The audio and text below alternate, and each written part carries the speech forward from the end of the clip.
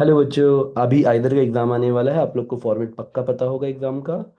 15 question पर subject and 4 subjects are there PCMB. अब problem ये है कि जो नीट के बच्चों को ये स्पेशल लगता है कि चलो ये अपॉर्चुनिटी है। हाँ, ये बात ठीक है। But the question strategy is always graph based, मतलब एक मैथमेटिकल एज चाहिए होता है। वो सेम डेटा को लॉग में कन्वर्ट करके दे देगा।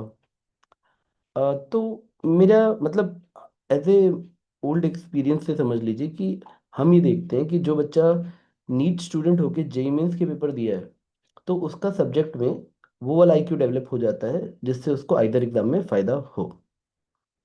तो भाई नीट वाले बच्चे भी कर सकते हैं जो सिर्फ प्योर नीट के लिए पढ़े हैं। बट एक आप खुद देखेंगे, आप प्रीवियस ईयर पेपर देखिए कि मैथमेटिकल एज चाहिए होता है आइदर के पेपर में।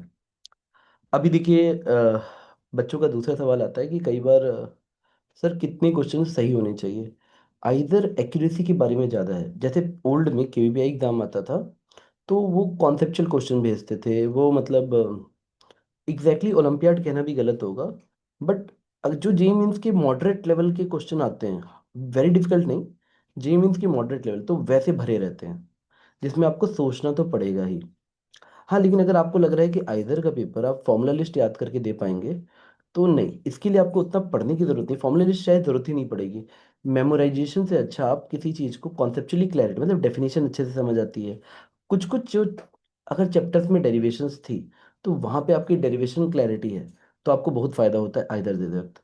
मेरा एक सजेशन है आप लोग को पेपर स्टार्ट करते वक्त सबसे पहले बायोलॉजी के इजी क्वेश्चन से स्टार्ट करना चाहिए, फिर केमिस्ट्री के इजी क्वेश्चन पे जाना चाहिए।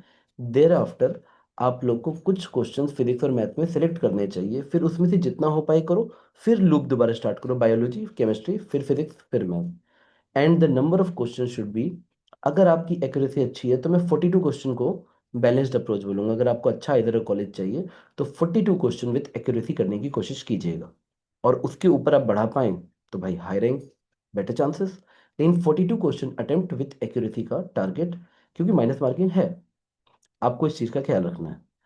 आइदर में आपको एक एज होता है, जो बच्चे पीसीएम भी ले रखे हैं physics chemistry math biology school में, उनको थोड़ा सा एज हो सकता है कि भाई मतलब दे ऑलरेडी नो बायोलॉजी। अच्छा देखिए, आप एक और चीज़ याद रखिएगा, सब सेक्शंस का जो डिफिकल्टी लेवल है वो भी आइदर में बैलेंस्ड नहीं है। बायो इजी आती है पर लॉजिकल आती है, लॉजिक्स रहेंगे हमेशा। ऑप्शंस आपको लॉजिक से ही करने पड़ेंगे। तो बायो इजी आती है, केमिस्ट्री थोड़ा इजी और मॉडरेट के बीच में आती है, फिजिक्स मॉडरेट आती है, और मैथ्स अगेन थोड़ा सा मॉडरेट से डिफिकल्ट के बीच में आती है। तो आपका क्वेश्चंस का सिलेक्शन बहुत ही इंपॉर्टेंट रहना चाहिए।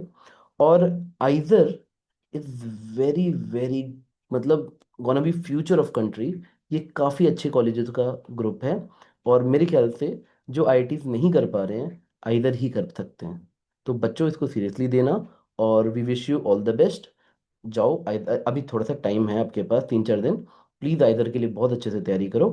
We wish you all the best बेटा।